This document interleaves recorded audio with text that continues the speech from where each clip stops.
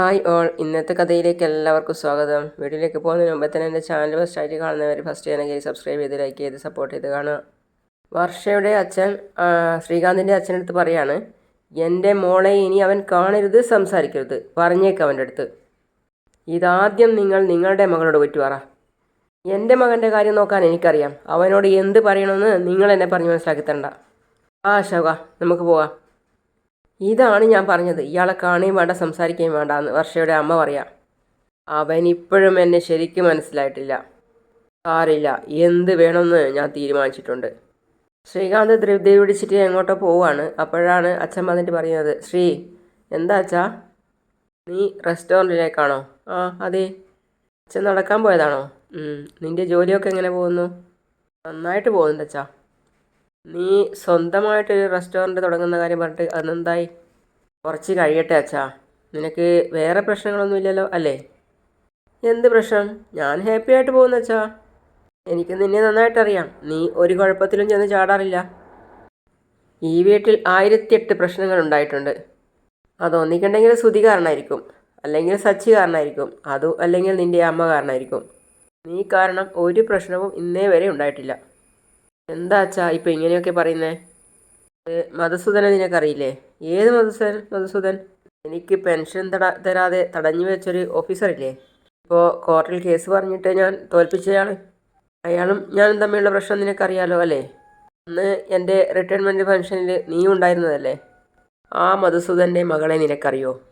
അച്ഛാ, അത് അപ്പം നിനക്കറിയും. അവളെൻ്റെ ഫ്രണ്ടാണ് അച്ഛാ. അയാളുടെ മകള് നിൻ്റെ ഫ്രണ്ടാണെന്ന് ഇത്രയും കാലമായിട്ട് നീ എന്നോട് പറഞ്ഞില്ലല്ലോ മോനെ. അച്ഛാ, വർഷയും ഞാനും അടുത്ത കാലത്താണ് പരിചയപ്പെടുന്നത്. അവള് മധുസൂദൻ എന്ന് പറയുന്നയാളുടെ മകളാണെന്ന് ഞാൻ ഇപ്പോഴാണ് അറിയുന്നത്. അയാളത്ര നല്ലയാളല്ല. എനിക്ക് പെൻഷൻ തരാതെ തടഞ്ഞു വെച്ചു, എന്നെ ബുദ്ധിമുട്ടിച്ചു, എന്നെ കഷ്ടപ്പെടുത്തി. അങ്ങനെ ഒരാളുടെ മകളുമായിട്ട് നീ? അച്ഛാ, വർഷ നല്ലവളാ. അന്ന് സച്ചേട്ടനെ പോലീസ് സ്റ്റേഷനിൽ നിന്നും ഇറക്കാൻ സഹായിച്ചത് അവളാ. അതിനൊരു നന്ദി പറഞ്ഞാൽ പോരെ? അതിനപ്പുറം ഒരു ബന്ധവും വേണ്ട. അവൾ എൻ്റെ ഒരു ഫ്രണ്ട് മാത്രമാണ് അച്ഛാ. ഈ മധുസൂദനെ എനിക്ക് നന്നായിട്ടറിയാം. ഇനി ഇത് തുടർന്നാൽ അയാളത് വേറെ രീതിയിൽ കൈകാര്യം ചെയ്യും. അത് വലിയ വിഷയമാവും. കുറ്റം ഓൻ്റെ തലയിൽ മാത്രമാവും. നഷ്ടവും. എന്തിനാണ് വെറുതെ? അവളുമായിട്ടോ ആ കുടുംബമായിട്ടോ നമുക്കിനി ഒരു ബന്ധവും വേണ്ട. ആ കുട്ടിയെ കാണുകയോ സംസാരിക്കുകയോ ചെയ്യരുത്. അത് അവളെൻ്റെ ഒരു വെറും ഫ്രണ്ട് മാത്രമാണെന്ന് ഞാൻ പറഞ്ഞല്ലോ. ഞാൻ പറഞ്ഞത് നിനക്ക് മനസ്സിലായി കാണുമെന്ന് കരുതുന്നു. ചെല്ല്. അച്ഛൻ പോയടുത്തുനിന്ന് വീണ്ടും തിരിച്ചു വന്നിട്ട് പറയാണ്, എടാ, ഈ വിവരം ഇനി സച്ചി അറിയണ്ട. അവൻ അറിഞ്ഞാൽ എന്താ ഏതാ നോക്കാതെ ഇടപെടും. പിന്നെ ചന്ദ്ര ടേബിളൊക്കെ ഞാൻ വൃത്തിക്ക് തുടക്കുകയാണ്. അപ്പോൾ അവിടെ വന്നിട്ട് രവിയേട്ടൻ പറയാണ്, ഇന്ന് കാക്ക മലർന്ന് പറക്കും. കാക്കയ്ക്ക് എന്താ നേരെ പറക്കാൻ പറ്റില്ലേ? നിങ്ങളോട് പറഞ്ഞോ ഇന്ന് മലർന്ന് പറക്കുമെന്ന്? ഇന്ന് നേരത്തെ എഴുന്നേറ്റത് കൊണ്ട് പറഞ്ഞു പോയതാ. നേരത്തെ എഴുന്നേൽക്കാതെ ഇവിടുത്തെ ജോലിയൊക്കെ നിങ്ങൾ ചെയ്യുമോ? രേവതി അവളുടെ വീട്ടിൽ പോയി താമസിക്കല്ലേ? എല്ലാ ജോലിയും ഞാൻ തന്നെ ചെയ്യണം. നീ പറയുന്നത് കേട്ടാൽ തോന്നും രേവതി അവളുടെ ഇഷ്ടത്തിന് അവളുടെ വീട്ടിൽ പോയി നിൽക്കുകയാണെന്ന്. നീ തന്നെയല്ലേ അവളുടെ അമ്മയെ വിളിച്ചിട്ട് അങ്ങോട്ടേക്ക് കൂട്ടിക്കൊണ്ടു പോകുമെന്ന് പറഞ്ഞത്? അവളോടല്ലേ പോകാൻ പറഞ്ഞത്? അവളുടെ ഭർത്താവിനോട് പിന്നാലെ പോയിട്ട് അവിടെ താമസിക്കാൻ പറഞ്ഞില്ലല്ലോ. സച്ചി എന്തിനാ അവിടെ പോയി താമസിക്കുന്നത്? അവനോട് പെട്ടെന്ന് വരാൻ പറയും.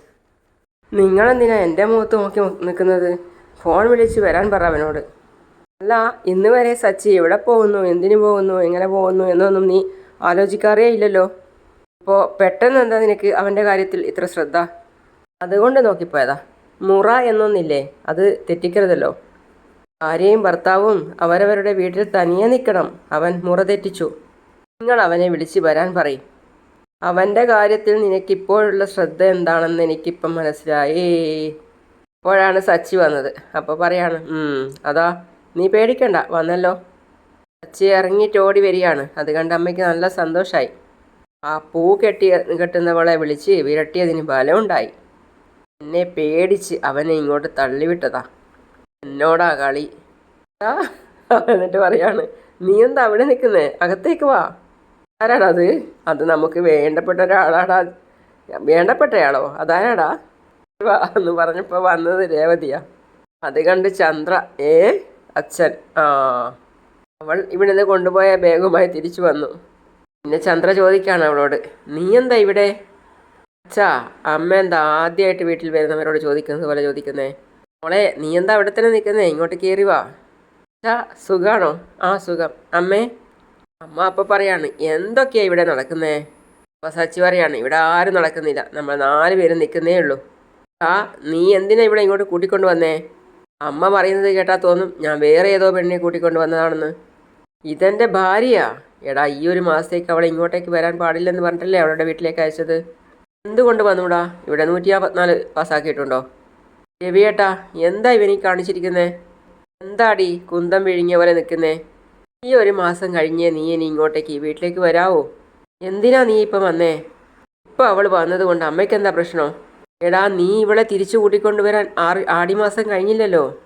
ആടിമാസം കഴിയാത്തത് ഞങ്ങളുടെ കുറ്റമല്ല. നീ മുറ തെറ്റിച്ചു. ആടിമാസം കഴിയാതെ ഇവളെ ഇങ്ങോട്ട് കൂട്ടിക്കൊണ്ടുവന്നത് തെറ്റാ. രവിയേട്ടാ, ഇവനെ ഒന്ന് പറഞ്ഞ് മനസ്സിലാക്ക്. ഇതൊന്നും നിങ്ങൾ കാണുന്നില്ലേ? ആടിമാസം കഴിഞ്ഞില്ലല്ലോ രവിയേട്ടാ. ചന്ദ്രയെ, നീ ഇങ്ങനെ കിടന്ന് ആടാതെ. ഞാനൊന്ന് ചോദിക്കട്ടെ, രേവതി, ആടിമാസം മുഴുവൻ വീട്ടിൽ നിൽക്കാമെന്ന് പറഞ്ഞല്ലേ നീ അങ്ങോട്ട് പോയത്? അല്ല, ഇനിയിപ്പോൾ വല്ല പ്രശ്നം ഉണ്ടായോ? അതുകൊണ്ടാണോ മോളിപ്പോൾ പെട്ടെന്ന് ഇങ്ങോട്ട് തിരിച്ചു വന്നേ? പ്രശ്നമൊന്നുമില്ല അച്ഛാ. അപ്പോൾ സച്ചി ഇടയ്ക്ക് കയറി പറയാണ്, പ്രശ്നമുണ്ട് അച്ഛാ. വയറിൻ്റെത് ഒരു വലിയ പ്രശ്നം തന്നെയാ. എന്താ, വയറിന് സുഖമില്ലേ? എന്താ നീ ഇവളെയും കൂട്ടിക്കൊണ്ട് വന്നേ? എൻ്റെ അച്ഛാ, അമ്മ മര്യാദയ്ക്ക് ഭക്ഷണം ഉണ്ടാക്കി തരുന്നുണ്ടോ? ഇല്ലല്ലോ. ഓ, അപ്പം നിനക്ക് ഭക്ഷണം ഉണ്ടാക്കി തരാനാ രേവതിയും കൂട്ടി നീ ഇങ്ങോട്ട് വന്നേ അല്ലേ? മാത്രമല്ല അച്ഛാ, ഇവളുടെ അമ്മ പൂക്കടയിൽ പോവും, അനിയനും അനിയത്തിയും കോളേജിൽ പോവും. വീട്ടിൽ ഇവള് തനിച്ചേ ഉള്ളൂ, അതാ ഞാൻ കൂട്ടിക്കൊണ്ട് വന്നത്. ഇവൾക്കെന്താ തനിച്ച് നിന്നാൽ? ഇവളെന്താ LKG പഠിക്കുന്ന കുട്ടിയാണോ? കല്യാണം കഴിയുന്നത് വരെ ഇവളാ വീട്ടിൽ തനിച്ച് നിന്നില്ലേ? ഇപ്പം എന്താ കുഴപ്പം? ഇവൻ വിളിക്കേണ്ട താമസം നീ ബാഗും തൂക്കി പുറകെ ഇറങ്ങി വന്നു അല്ലേ? ആണോ ഉണ്ടോടി നിനക്ക്? അമ്മേ, ഞാൻ വരുന്നില്ലെന്ന് പറഞ്ഞതാ. ചേട്ടൻ നിർബന്ധിച്ചപ്പോൾ രേവതി, നമ്മുടെ വീട്, നമ്മൾ ഇഷ്ടമുള്ളപ്പോൾ വരും പോകും. അമ്മ അവിടെ നിന്ന് പറയട്ടെ. സമ്പ്രദായം എന്നൊന്നുണ്ട്, അത് മറക്കണ്ട. ആ സാമ്പ്രാണി അമ്മ കത്തിച്ചങ്ങ് പുകയിച്ചോ. കല്യാണം കഴിഞ്ഞതിന് ശേഷം അമ്മയുടെ വീട്ടിൽ പോയിട്ടില്ലെന്ന് അച്ഛൻ പറഞ്ഞല്ലോ. അമ്മ എന്താ പോകാതിരുന്നേ? അപ്പം നിങ്ങൾക്കന്ന് ആടിമാസം ഇല്ലേ? അത് മുമ്പത്തെ കാര്യം. നീ എന്തിനാ അതിപ്പോൾ പറയുന്നേ? നീ ഇവളെ വീട്ടിൽ കൊണ്ടുപോയി ആക്കിയിട്ട് വാ. അതൊന്നും നടക്കില്ല. ചന്ദ്രേ, രേവതി ഇവിടെ നിൽക്കട്ടെ. ശ്രുതി ഇവിടെ നിൽക്കുന്നുണ്ടല്ലോ. ഇവളിവിടെ നിൽക്കുന്നത് കൊണ്ട് എന്താ പ്രശ്നമോ? ആ, അങ്ങനെ പറഞ്ഞു കൊടുക്കച്ചാ. നിങ്ങളെന്താ ഒന്നും അറിയാത്ത പോലെ സംസാരിക്കുന്നേ? ഇവർ 2 പേരും ഒരുമിച്ച് താമസിച്ച പ്രശ്നമാ. എന്ത് പ്രശ്നം? അല്ല, ആടിമാസമല്ലേ രവിയേട്ടാ? ഈ ഒരു മാസം ഇവർ പിരിഞ്ഞു തന്നെ നിൽക്കണം. പണ്ടൊക്കെ കല്യാണം കഴിഞ്ഞ് 10 മാസമായാൽ കുഞ്ഞ് പിറക്കും. ഇപ്പം അങ്ങനെയല്ല. കുഞ്ഞ് എപ്പോൾ വേണമെന്ന് ഭാര്യയും ഭർത്താവും തീരുമാനിക്കും. അവർക്ക് എന്ത് വേണമെന്ന് അവർക്ക് നന്നായിട്ടറിയാം. നീ നിൻ്റെ കാര്യം നോക്കി പോ ചന്ദ്രേ. മോളെ, നീ അകത്തേക്കില്ലേ? പ്രതി, നീ വാ. അമ്മ ആടി എന്ന് പറഞ്ഞ് ആടിക്കൊണ്ടേയിരിക്കൂ. അതുകൊണ്ട് നീ വാ. 2 പേര് മുകളിലേക്ക് പോയപ്പോൾ ചന്ദ്ര നിസ്സഹായായി. ചന്ദ്ര വിളിക്കുകയാണ് എന്നിട്ട്, രവിയേട്ടനും പോയി. കേട്ടില്ലേ അമ്മ പറഞ്ഞത്? ഇങ്ങനെയൊക്കെ പറയുമെന്ന് അറിയാവുന്നത് കൊണ്ടാണ് ഞാൻ വരുന്നില്ല എന്ന് പറഞ്ഞത്. വിടണ്ടേ? പിടിച്ചു വലിച്ച് എന്നെ കൂട്ടിക്കൊണ്ട് വന്നു. ഇപ്പോൾ അമ്മയുടെ വായിലിരിക്കുന്നത് കേട്ടപ്പോൾ തൃപ്തിയായല്ലോ. ഞാൻ എന്തിനാ നിന്നെ ഇങ്ങോട്ട് നിർബന്ധിച്ച് കൂട്ടിക്കൊണ്ട് വന്നത് എന്നറിയോ നിനക്ക്? അറിയാം, നല്ല ഭക്ഷണം ഉണ്ടാക്കി തരാനല്ലേ. അമ്മയുണ്ടാക്കുന്ന ഭക്ഷണം നിങ്ങൾക്ക് പിടിക്കില്ലല്ലോ, അതുകൊണ്ടൊന്നുമല്ല. ഗജാനന്ദനെ ഞാൻ അടിച്ചോടിച്ചില്ലേ? ഞാനില്ലാതെ തക്കം നോക്കിയവൻ വീണ്ടും വീട്ടിൽ വരും, നിന്നെ ഉപദ്രവിക്കും. എന്നോടുള്ള ദേഷ്യം നിന്നോട് തീർക്കും അവൻ. നിന്നെ അവിടെ നിർത്തി മനസ്സമാധാനത്തോടെ ഞാനെങ്ങനെ ഇവിടെ കഴിയും? നീ എൻ്റെ അടുത്ത് തന്നെ വേണം രേവതി. ഇവിടെയാവുമ്പോൾ എന്നെ പേടിച്ച് അവൻ ഈ പരിസരത്തേ വരില്ല. അവൻ വീണ്ടും വീട്ടിൽ പോവോ? അമ്മയെ ശരത്തിനെയും ദേവുവിനെയൊക്കെ ഇടങ്ങാറാക്കുവോ? നീ വീട്ടിലില്ല എന്നറിഞ്ഞാൽ ഗജാനന്ദൻ അവിടേക്ക് പോവില്ല. നീ പോയാൽ ആ നിമിഷം അവന് വിവരം കിട്ടും. ഇനി അവിടെ വാച്ച് ചെയ്യാൻ ഞാൻ അയൽവക്കത്തെ പ്രഭാകരേട്ടനോട് പറഞ്ഞിട്ടുണ്ട്. അദ്ദേഹം എന്നെ വിളിക്കും. ഇനി നിന്നെയോ നിന്റെ വീട്ടുകാരെയോ അവൻ ഉപദ്രവിക്കാൻ വന്നാൽ അവൻ്റെ കഥ ഞാൻ കഴിക്കും. ആ, ഞാനൊന്ന് കുളിച്ചിട്ട് വരാം. അവൻ കുളിക്കാൻ പോയിരിക്കുകയാണ്. അപ്പോൾ രേവതി ആലോചിക്കുകയാണ് അന്ന് പറഞ്ഞതും ചെയ്തതും ഒക്കെ. നീ ഒരു 7 ജന്മം ജനിച്ചാലും അവളെ തൊടാൻ കഴിയില്ലടാ. തൊടാൻ പോയിട്ട് ഒന്ന് നോക്കാൻ പോലും വിടില്ലടാ ഞാൻ. പിന്നെ അവിടെ കുറച്ച് കാർട്ടൂണും സാധനവും കൊണ്ടുവരികയാണ്. അപ്പോൾ സാറിന്ന് വിളിക്കുകയാണ്. അയാൾ വന്നിട്ട് ഇങ്ങോട്ട് വെക്കുക എന്ന് പറയാണ്. രവിയേട്ടൻ ഇങ്ങോട്ട് വെക്കുക എന്ന് പറയാണ്. ഞാൻ ആലോചിക്കായിരുന്നു, നിന്നെ കണ്ടില്ലല്ലോ. എന്താടാ വൈകിയത്? കടയിൽ നല്ല തിരക്കുണ്ടായിരുന്നു സച്ചേട്ടാ. ഓർഡർ ഉണ്ടായിരുന്നു. ഇതെന്താടാ 2 വീട്ടിലേക്കുള്ള സാധനം ഉണ്ടല്ലോ. നിനക്കെന്താ മാറിപ്പോയോ? മാറിയിട്ടൊന്നുമില്ല സച്ചിയേട്ടാ. സുധിയേട്ടൻ അയച്ചു തന്ന ലിസ്റ്റിലുള്ള സാധനങ്ങൾ ഇതൊക്കെ. സച്ചിയേട്ടാ ഇതാ ബില്ല്. സംസാരിച്ച് സമയം കളയാതെ കാശ് കൊടുത്തിട്ട് അവരെ പറഞ്ഞുവിടാൻ നോക്ക്. ചന്ദ്ര പറയാ. 1500 രൂപയോ? എടാ നിനക്ക് സാധനം മാറിപ്പോയതാണോ?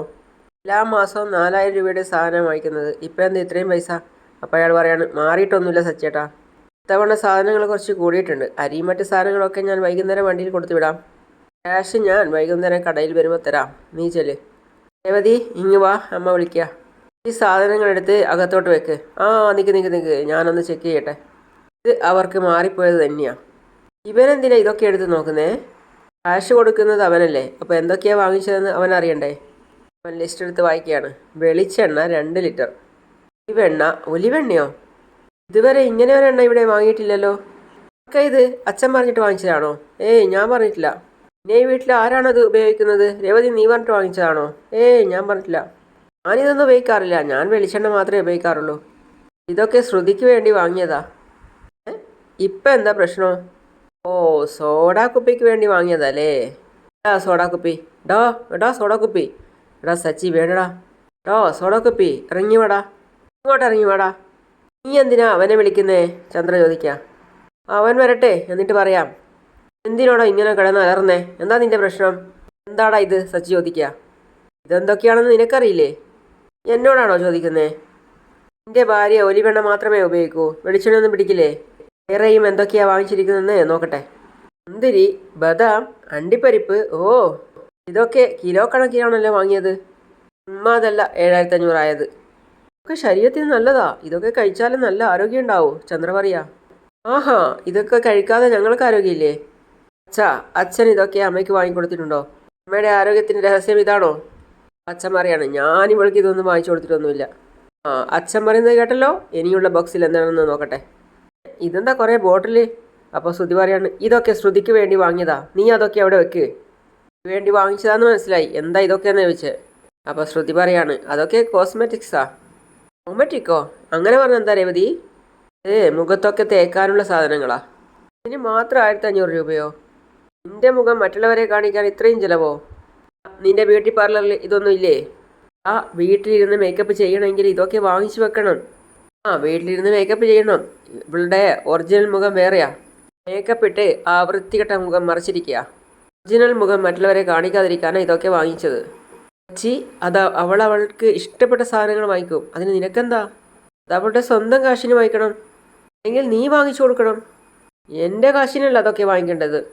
ഇത്തവണ 3500 രൂപയാണ് അധികം വന്നിരിക്കുന്നത്. അതൊക്കെ ഇവളൊറ്റൊരാൾ കാരണമാണ്. ഒരു വീട്ടിൽ അത്യാവശ്യമായിട്ട് വാങ്ങിക്കേണ്ട സാധനങ്ങളെല്ലാം ഞാൻ വാങ്ങിക്കുന്നുണ്ട്. 4000 രൂപയാണ് എൻ്റെ കണക്ക്. അധിക ചിലവ് എനിക്ക് താങ്ങാൻ പറ്റില്ല. മതി, നീ സാധനങ്ങളൊക്കെ എടുത്ത് മാറ്റിവെക്ക്. ബാക്കിയൊക്കെ തിരിച്ചു കൊടുക്കണം. അത് ശ്രുതിക്ക് വേണ്ടി വാങ്ങിച്ചതാണെന്ന് പറഞ്ഞില്ലേ? തിരിച്ചു കൊടുക്കാനൊന്നും പറ്റില്ല. നിനക്ക് വേണമെങ്കിൽ ഇവ വാങ്ങിക്കൊടുക്കട്ടെ, ജോലിക്ക് പോകുന്നുണ്ടല്ലോ. എനിക്കതിനൊന്നും പറ്റില്ല. സച്ചി വാങ്ങിപ്പോയില്ലേ, നീ വിട്. അച്ഛൻ പറയാ. അത്യാവശ്യമുള്ള സാധനങ്ങൾ വാങ്ങിക്കോട്ടെ, എനിക്ക് പ്രശ്നമില്ല. എല്ലാവർക്കും വേണ്ടി വീട്ടു ചെലവ് ചെയ്യുന്നതിൽ എനിക്ക് സന്തോഷമേ ഉള്ളൂ. പക്ഷേ അനാവശ്യ ചെലവ് എനിക്ക് താങ്ങാൻ പറ്റില്ല. ഞാനെന്ത് അനാവശ്യ ചെലവ് ചെയ്തു എന്നാണ് പറയുന്നത്? ശ്രുതി പറയാ. ഡ്രസ്സൊക്കെ വാങ്ങിച്ചത് എനിക്ക് മാത്രം കഴിക്കാനല്ല, എല്ലാവർക്കും കഴിക്കാനാ. ദിവസവും ഇത് കഴിച്ചിട്ടൊന്നുമല്ല ഞങ്ങൾ ജീവിച്ചത്. പലപ്പോഴും കുറച്ച് ഗ്രാം കണക്കിന് വാങ്ങിക്കും. നീ എന്തിനാ ഇതൊക്കെ കിലോ കണക്കിന് വാങ്ങിച്ചേ? ചന്ദ്ര വീണ്ടും പറയണം, നീ എന്തിനാ അവൾക്ക് നേരെ വെച്ച വെക്കുന്നേ? എന്നാൽ പിന്നെ ഇതിൻ്റെയൊക്കെ കാശ് നിങ്ങൾ കൊടുക്കുവാടാ. ഇത് ശ്രുതിയോട് ചോദിക്കണം. നീ കൊടുക്കുവോ? മോനെ, നീ ദേഷ്യപ്പെടാതെ. ഇങ്ങനെ ദേഷ്യപ്പെടാതിരിക്കും അച്ഛാ. എനിക്ക് വലിയ വരുമാനമൊന്നുമില്ല. അത്രയും പകലും ഒന്നൊന്നുമില്ലാതെ കാർ ഓടിച്ചാൽ ഇത്രയേ കിട്ടുന്നുള്ളൂ എനിക്ക്. ഇരിപ്പ് ഇരിക്കുന്നതിനാൽ പുറം വേദനയും നടുവേദനയും ഒക്കെ ഉണ്ട്. രാത്രി ചിലപ്പോൾ എനിക്ക് ഉറങ്ങാൻ പോലും കഴിയാറില്ല. കുഴമ്പോ ബാമോ എന്തൊക്കെയെങ്കിലും പുരട്ടിയിട്ട് അഡ്ജസ്റ്റ് ചെയ്യും. എൻ്റെ മരുന്നിനേക്കാൾ എനിക്ക് വലുത് വീട്ടിലുള്ളവരുടെ ഭക്ഷണമാണ്. അതുകൊണ്ട് ഞാൻ ഹോസ്പിറ്റലിൽ പോലും പോവാറില്ല. എല്ലാ വീട്ടിലും ഇങ്ങനെ ഒരുത്തനുണ്ടാവും, കാശ് ചെലവാക്കാൻ വേണ്ടി മാത്രം ജനിച്ചവൻ. അതൊക്കെ പറഞ്ഞ് സച്ചി സങ്കടത്തോടെ നിൽക്കുകയാണ്. എന്നാൽ മറ്റുള്ളവർക്ക് ആർക്കും സച്ചിയുടെ സങ്കടമോ വിഷമോ ഒന്നും മനസ്സിലാക്കാൻ പറ്റുന്നില്ല. അങ്ങനെയാണ് ഇന്നത്തെ കഥ അവസാനിക്കുന്നത്. അടുത്ത പുതിയ വീഡിയോയുമായിട്ട് ഞാൻ ഉടൻ വരുന്നതാണ്. അതുവരേക്കും ബൈ.